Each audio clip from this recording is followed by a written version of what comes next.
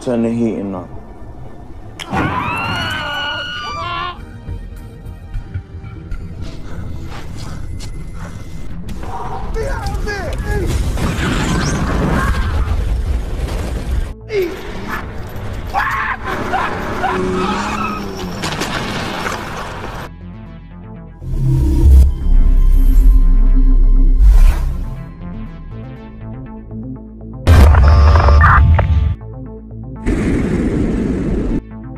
Di awal film, kita diperkenalkan dengan Vicky, dan juga istrinya yang bernama Sandra.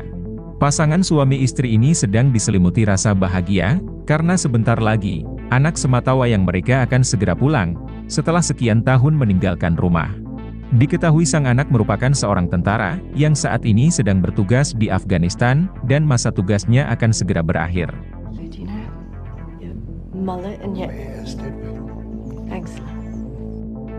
Lalu di keesokan harinya, terlihat seorang wanita, sedang mengambil uang di sebuah bank. Namun tanpa wanita itu sadari, dari tadi ia telah dipantau oleh geng preman, yang berniat akan merampoknya. Selesai mengambil uang, lalu wanita itu pun pergi, dan diikuti oleh mobil geng preman dari belakang.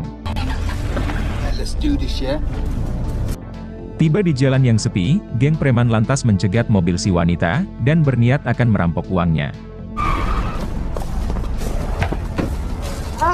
Kebetulan mobil Vicky melintas di kawasan itu, dan melihat kejadian tersebut. Vicky lantas turun dari mobil, dan berusaha menolong si wanita, dan mendesak geng preman ini, untuk menghentikan aksi mereka. Tetapi geng preman ini malah meremehkan Vicky, yang seorang pria tua dan seorang diri. Salah satu dari mereka, bahkan berusaha menghabisi Vicky, namun inilah yang terjadi. Preman inilah yang pada akhirnya tewas di tangan Vicky. Di waktu yang sama, terdengar siren mobil polisi yang mendekat, kemudian geng preman ini pun bergegas kabur. Setelah itu, Vicky pun dimintai keterangan mengenai kejadian ini, yang telah menewaskan satu orang preman. Vicky pun menjelaskan, bahwa ia tak berniat membunuh preman tersebut, insiden ini terjadi murni karena ketidaksengajaan, karena dirinya hanya membela diri. Tetapi si ketua polisi yang bernama Holland, menganggap kalau aksi Vicky ini, adalah tindakan kriminal dan bisa dipidanakan. Karena menghentikan aksi kejahatan adalah tugas polisi, bukannya tanggung jawab warga sipil, apalagi sampai main hakim sendiri, hingga menyebabkan kematian seseorang. Kemudian, Vicky digiring ke kantor polisi, untuk diadili atas kasus pembunuhan. Manslaughter, fantastic, right? Pada adegan berikutnya, geng preman tadi mendatangi markas, melapor kepada bos mereka, yang diketahui bernama Baron. Mereka melapor terkait aksi perampokan tadi, yang telah digagalkan oleh seorang bapak tua. Baron tidak peduli dengan hal itu, mengingat uang wanita yang akan dirampok, juga tidak begitu memadai. Akan tetapi, setelah mengetahui salah satu dari mereka tewas, Baron pun murka bukan main.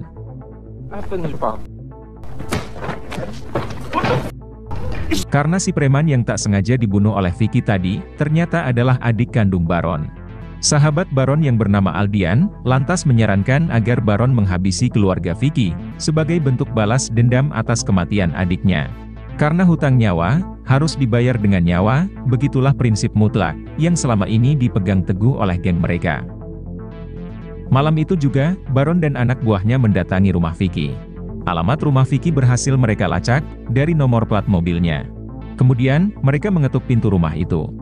Sebelum membukanya, Vicky lebih dulu melihat dari lubang pintu, untuk mengetahui siapa yang bertamu malam-malam begini.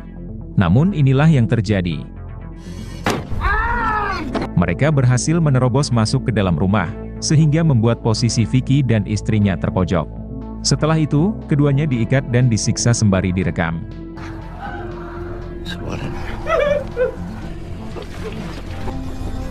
Tak cukup sampai di situ, mereka bahkan memperkaos istri Vicky. Setelah puas, mereka lalu menyiram Vicky dan istrinya dengan bensin, dan bersiap akan dibakar hidup-hidup. Vicky memohon agar mereka melepaskan istrinya, karena yang bersalah adalah dirinya sendiri.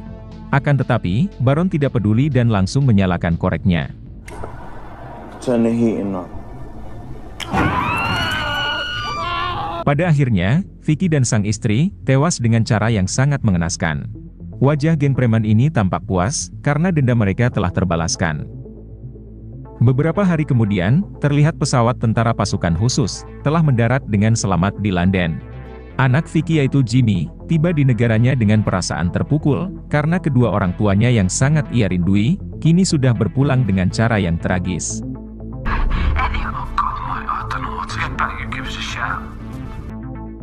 Malam itu Jimmy mendatangi bar milik tetangganya, untuk menggali informasi, apa yang sebenarnya terjadi kepada orang tuanya. Awalnya si pemilik bar enggan buka mulut, karena ia tak ingin terlibat masalah, apalagi masalah yang melibatkan geng preman. Namun karena Jimmy mengancam akan menghabisinya, si pemilik bar akhirnya buka mulut. Pada malam kejadian, ia sempat melihat 4 orang pria mendatangi rumah Vicky. Lalu tak lama kemudian rumah itu pun terbakar, dan keempat pria itu bergegas pergi. Si pemilik bar berusaha menolong orang tua Jimmy, namun apa daya, kobaran api sudah semakin membesar. Bahkan, ia sempat menelpon polisi dan pemadam kebakaran, namun respon dari mereka sangatlah lamban. Sepulang dari bar, Jimmy pun memasuki ruangan tempat orang tuanya dihabisi.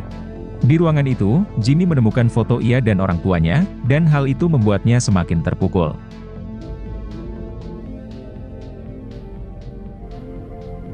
Tak lama kemudian, Jimmy dihampiri oleh Griff, seorang polisi yang merupakan sahabat lama Jimmy. Griff jugalah yang telah mengabarkan kepada Jimmy, mengenai kematian orang tuanya yang Griff yakini, teridentifikasi sebagai pembunuhan berencana. Hal itu diperkuat dari plat mobil tersangka pelaku, yang sempat dilihat oleh tetangga Jimmy, terparkir di depan rumah ayah Jimmy di malam kejadian. Di mana mobil tersebut, sama dengan mobil geng preman, yang terlibat pertikaian dengan ayah Jimmy, hingga tanpa sengaja, ayah Jimmy menewaskan salah satu preman. Griff menduga, kalau kematian orang tua Jimmy, adalah balas dendam dari geng preman tersebut. Akan tetapi, Griff belum menemukan bukti yang kuat, untuk bisa menjerat geng preman tersebut.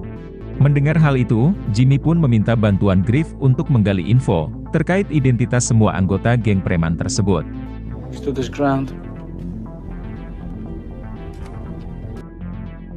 Di keesokan harinya, Jimmy melayat makam orang tuanya, dan ia berjanji, akan menemukan pelaku yang bertanggung jawab, dan menghabisi mereka satu persatu. Setelah itu, Jimmy mendatangi gereja untuk berdoa, sekaligus menenangkan diri sebelum memulai misi. Tak lama berselang, Jimmy dihampiri oleh seorang wanita bernama Lisa, yang ternyata adalah istrinya. Akan tetapi, hubungan mereka saat ini sedang diambang perceraian, sehingga keduanya tampak kaku, meski diam-diam masih saling peduli. Lisa mengucapkan belasungkawa atas kematian orang tua Jimmy, dan ia meminta Jimmy untuk menyerahkan kasus ini, sepenuhnya ditangani oleh polisi.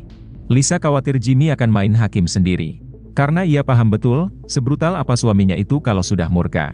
Terutama ketika keluarganya disakiti, apalagi dihabisi dengan cara setragis ini. Sifat buruk Jimmy itu pula lah, yang membuat Lisa tidak tahan, dan pada akhirnya meminta untuk diceraikan. Namun setelah kejadian ini, Lisa berharap hubungannya dengan Jimmy bisa membaik.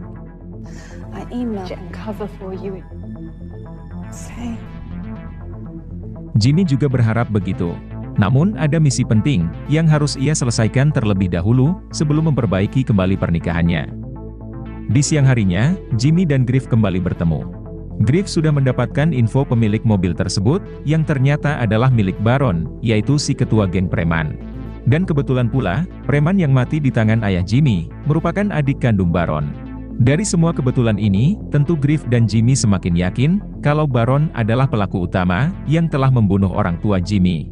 Kemudian, Griff menyerahkan info identitas Baron kepada Jimmy.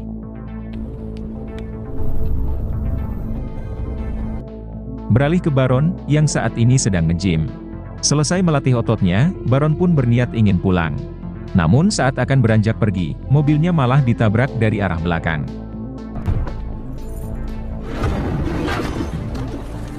Baron yang emosi, lantas menghampiri mobil si penabrak, yang ternyata itu adalah Jimmy. Baron sempat memaki Jimmy, dan menyuruhnya keluar untuk dihajar. Namun inilah tanggapan Jimmy.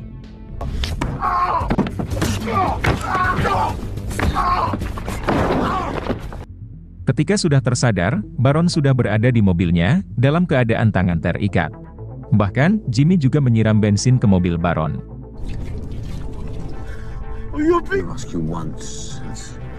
Kemudian Jimmy pun bertanya, mengenai pasangan yang seminggu lalu, tega dibakar hidup-hidup oleh Baron. Baron malah menjawab, kalau pasangan tersebut pantas untuk mati, karena ayah Jimmy itu telah membunuh adiknya. Bahkan, Baron tanpa rasa bersalah sedikit pun, menceritakan bagaimana proses ia menghabisi orang tua Jimmy. Di sini Jimmy masih berusaha untuk menahan diri, dan ia kembali bertanya kepada Baron, siapa saja yang terlibat dalam pembunuhan tersebut. Jika Baron mau buka mulut, maka Jimmy akan membiarkannya hidup. Baron yang tak ingin mati sia-sia, lantas menuliskan nama-nama pelaku, yang notabene adalah anggota gengnya sendiri. Termasuk juga Aldian, yang awalnya menyarankan kepada Baron, untuk melakukan pembunuhan tersebut. Setelah mendapatkan info keempat pelaku, Jimmy menyuruh Baron untuk membayangkan, sakitnya mati dalam keadaan terbakar hidup-hidup, seperti yang dialami oleh orang tuanya. Karena sebentar lagi, Baron juga akan bernasib sama.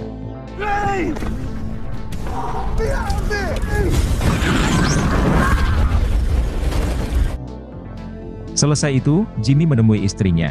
Di sini keduanya saling meminta maaf, dan sepakat untuk menata kembali pernikahan mereka. Kemudian, mereka berdua mulai bercocok tanam.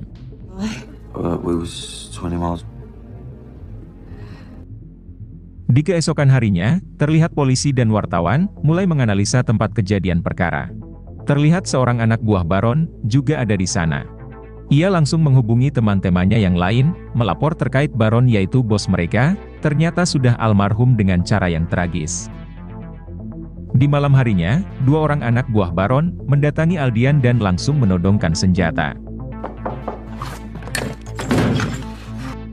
Mereka mengira, kalau Aldian yang telah membunuh Baron, untuk merebut wilayah kekuasaan bos mereka.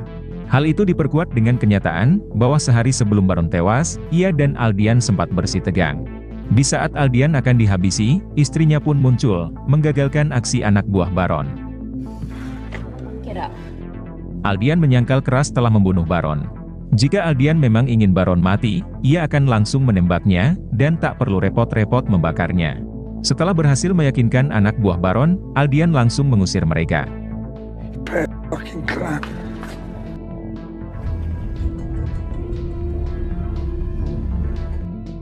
Beralih ke Jimmy, yang kembali meminta bantuan Griff, untuk melacak keberadaan empat pelaku, dari info nama yang diberikan oleh Baron.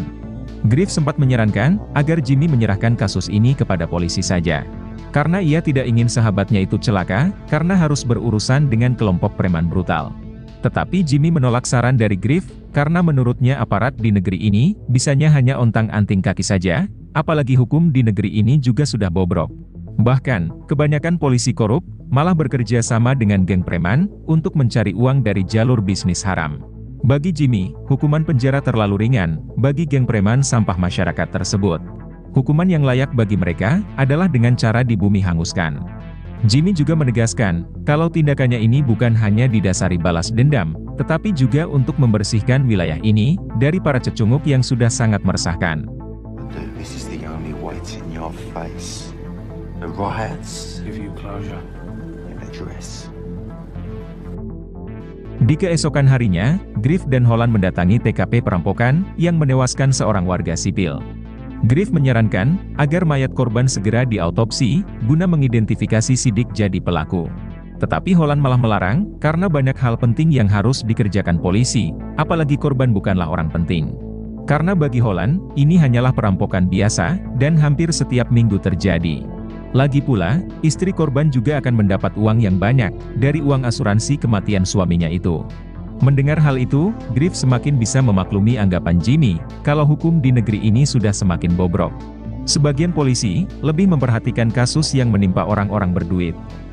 Protecting his life. Try not to take it too personally, maybe. May take a while, but... Sementara itu, Jimmy melakukan pertemuan dengan rekan militernya. Ia meminta bantuan untuk mendapatkan senjata ilegal. Saat itu juga, ia membawa Jimmy ke sebuah tempat, yang menjual berbagai jenis senjata ilegal. Setelah mendapatkan senjata yang dirasa cocok, mereka langsung pergi dari sana.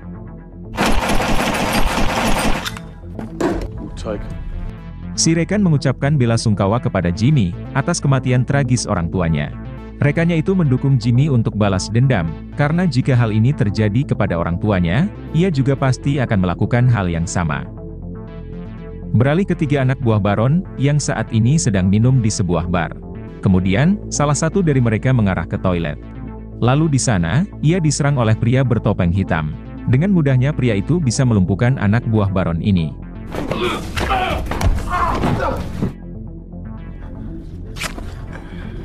Ketika tersadar, ia sudah berada di sebuah gudang kosong, dalam keadaan terikat di kursi. Ternyata pria bertopeng ini adalah Jimmy, yang sudah mengantongi identitas para pelaku, yang telah berhasil dilacak oleh Griff. Jimmy yang merupakan tentara pasukan khusus ahli interogasi, dengan mudah membuat targetnya itu ketakutan setengah mati, sampai ngompol di celana.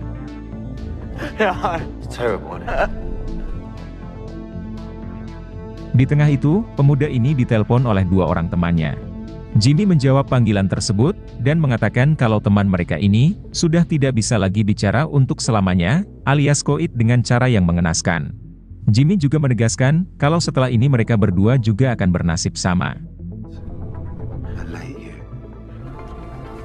Setelah mematikan panggilan itu, Jimmy mulai mengaduk semen.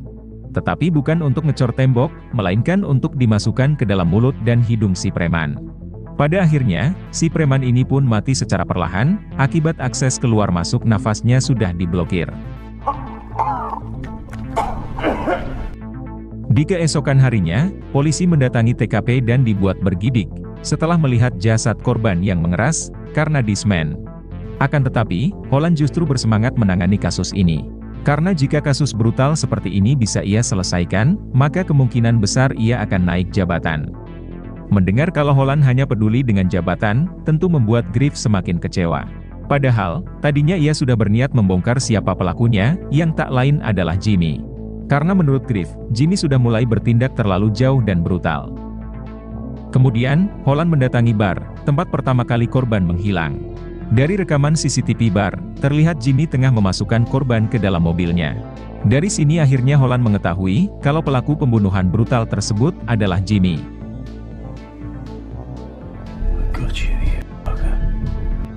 Holland pun memulai misi memburu Jimmy, dimulai dengan menginterogasi Lisa istri Jimmy. Di sini Lisa terpaksa berbohong, kalau Jimmy sudah tidak pernah lagi menemuinya, karena pernikahan mereka saat ini sedang diambang perceraian. Detective in charge of the investigation. Tak lama setelah polisi pergi, Lisa langsung mendesak Jimmy, yang ternyata ada di rumah tersebut. Lisa bertanya, apakah ia yang telah membunuh para preman tersebut. Akhirnya Jimmy pun mengakui perbuatannya, tetapi semua ini ia lakukan hanya untuk balas dendam.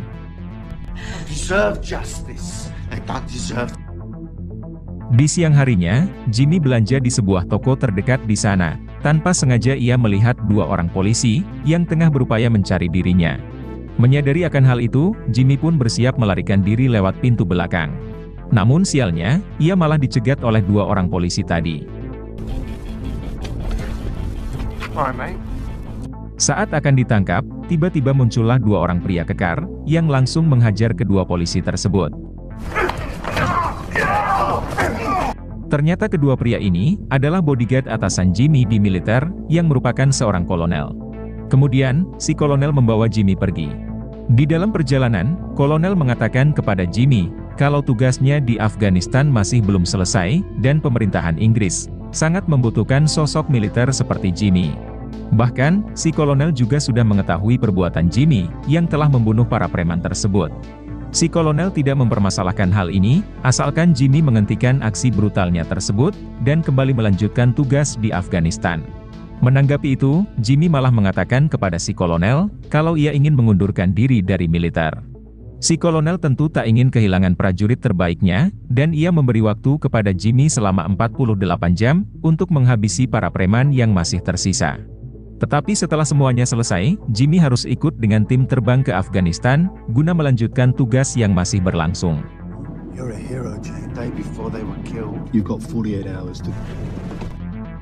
Sementara itu, Griff menemui ketua tim SWAT, yang diperintahkan oleh Holland untuk menangkap Jimmy. Griff mengatakan, kalau tujuan Holland untuk menangkap Jimmy, hanya agar ia bisa naik jabatan. Dan jika Holland sampai naik jabatan, dan menjadi pemimpin tertinggi kepolisian, maka bisa dipastikan, tidak akan ada lagi polisi amanah di London. prick-like. Just keep me in the loop. Di malam harinya, terlihat seorang anak buah Baron sedang nyantai di sebuah bar. Lalu tak lama kemudian, ia mendapat sebuah kiriman amplop yang berisi foto temannya yang dihabisi oleh Jimmy. Menyadari kalau ia sedang dipantau oleh Jimmy, preman ini langsung bergegas pergi dari bar tersebut. Namun ternyata, Jimmy sudah menunggu di luar bar, dan langsung mengejarnya, hingga membuat posisi si preman terpojok. Jimmy lalu keluar dari mobil, dan langsung menghajar si preman sampai pingsan. Saat tersadar, si preman sudah dalam keadaan diikat dengan rantai besi. Dalam posisi kedua tangan diikat ke mobil, sedangkan kedua kaki diikat di gerbang. Kemudian, Jimmy mulai bertanya apa kesalahan si preman, sampai Jimmy nekat melakukan hal ini. Akan tetapi, si preman tidak bisa menjawab sebab sudah tidak ingat, karena sudah terlalu banyak pembunuhan yang ia lakukan selama ini, bersama dengan geng premannya tersebut. Mendengar hal itu, Jimmy pun langsung naik ke mobil, dan langsung tancap gas.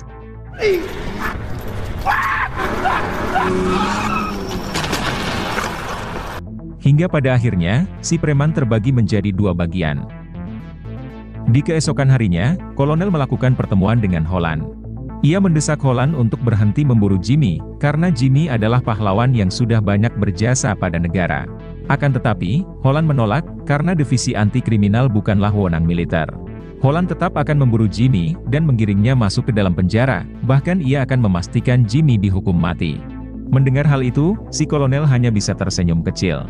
Karena ia paham betul, Jimmy bukanlah sosok yang mudah untuk ditumbangkan, apalagi oleh polisi cemen seperti Holland. Hal itu ia saksikan sendiri saat Jimmy bertugas di Afghanistan. Ratusan musuh bersenjata lengkap, mampu Jimmy habisi hanya dengan seorang diri. I'll find him. Alan, you so hard. Gagal bernegosiasi dengan Holland, pihak militer pusat langsung turun tangan, melakukan pertemuan dengan pihak petinggi kepolisian. Pihak militer mendesak pihak kepolisian untuk tidak menangkap Jimmy dengan alasan apapun. Karena Jimmy adalah militer terbaik yang sangat dibutuhkan oleh negara. Dalam pertemuan ini, pihak kepolisian pun akhirnya sepakat untuk rutin memberi laporan terkait perkembangan kasus Jimmy. Let's get into this matter. Is your suspect cloak and dagger displayed of this?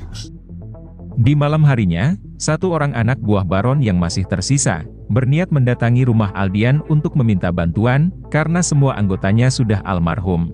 Preman ini bernama Tom. Open your mouth. Lalu tiba-tiba Tom diserang oleh Jimmy, dan memaksa untuk membawanya ke markas Aldian.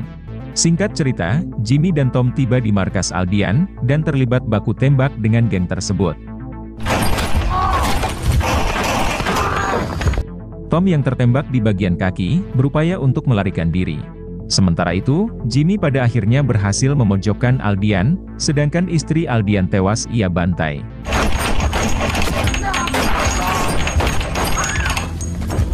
Kemudian, Jimmy meramu bahan kimia, yang akan ia gunakan untuk menghabisi Aldian. Jimmy akan memastikan Aldian tewas dengan cara menyakitkan, karena Aldianlah yang memberi ide kepada Baron, untuk menghabisi orang tua Jimmy. Baron yang ketakutan, memohon ampun agar Jimmy tak menghabisinya, bahkan, ia bersedia memberi Jimmy uang $1 juta. Mendengar hal itu, Jimmy pun bertanya di mana letak uang itu, dan Baron pun mengatakannya. Lalu dengan senang hati, Jimmy menguras semua uang Aldian di dalam berangkasnya. Namun setelah uang itu ia dapatkan, Jimmy tetap menghabisi Aldian sesuai rencana.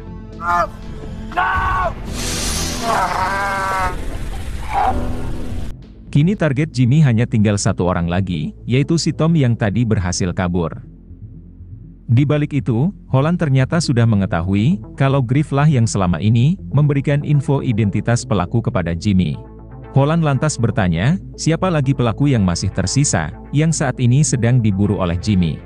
Awalnya Griff enggan buka mulut, tetapi karena Holland mengancam akan memecat dan memenjarakannya, Griff pun dengan terpaksa buka mulut. He doesn't kill justice in 1 week when we're helping your little friend out. Target terakhir Jimmy yaitu Tom, kini sedang terbaring di rumah sakit, akibat terkena tembakan di bagian kaki. Sebenarnya sang atasan sudah melarang Holland untuk menangkap Jimmy, tetapi Holland sudah terlanjur terobsesi untuk menangkap Jimmy. Untuk membuktikan bahwa dirinya, jauh lebih tangguh dan berpengalaman dari Jimmy. Setelah itu, Holland mendatangi Tom di rumah sakit. Setibanya di sana, Holland melepaskan Tom dengan satu syarat, yaitu membantunya dalam mencari alamat keberadaan Jimmy. Malam itu juga Tom mulai bergerak, memasuki rumah orang tua Jimmy untuk mencari petunjuk. Pada akhirnya, Tom menemukan alamat tempat tinggal istri Jimmy yang sekarang. Adegan beralih beberapa jam setelah itu. Di saat Tom masuk ke dalam mobilnya, ternyata sudah ada Jimmy, yang langsung menodongkan senjatanya. Kemudian, Jimmy memaksa Tom mengarahkan mobilnya ke sebuah pelabuhan. Wanna go for a drive? Sesampainya di sana, Tom pun Jimmy ikat sembari dihajar, dan akan ia habisi dengan cairan yang mematikan. Sebelum dihabisi, Tom meminta Jimmy untuk membuka bagasi mobilnya. Setelah dibuka, ternyata sudah ada mayat istri Jimmy, yang sebelumnya sudah dihabisi oleh Tom. Di sini Jimmy merasa terpukul bercampur murka, dan inilah yang ia lakukan.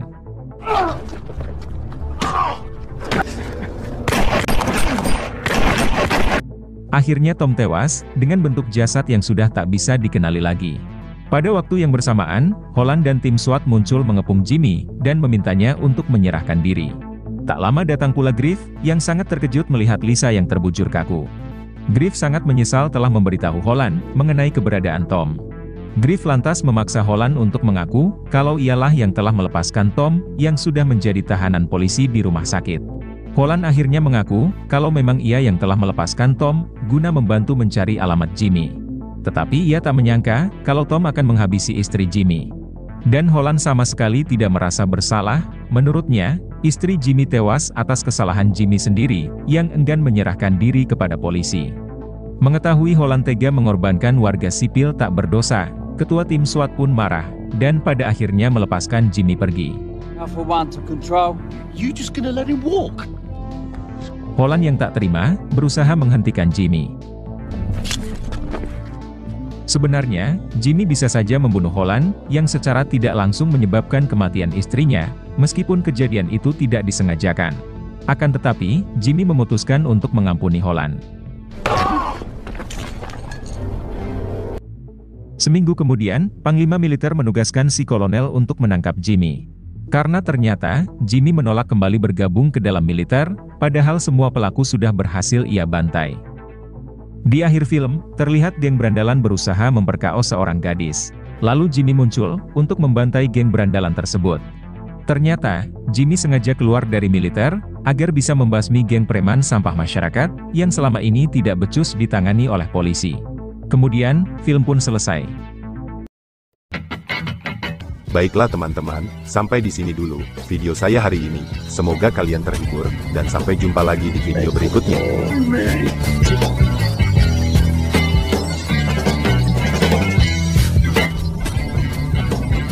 Thanks for the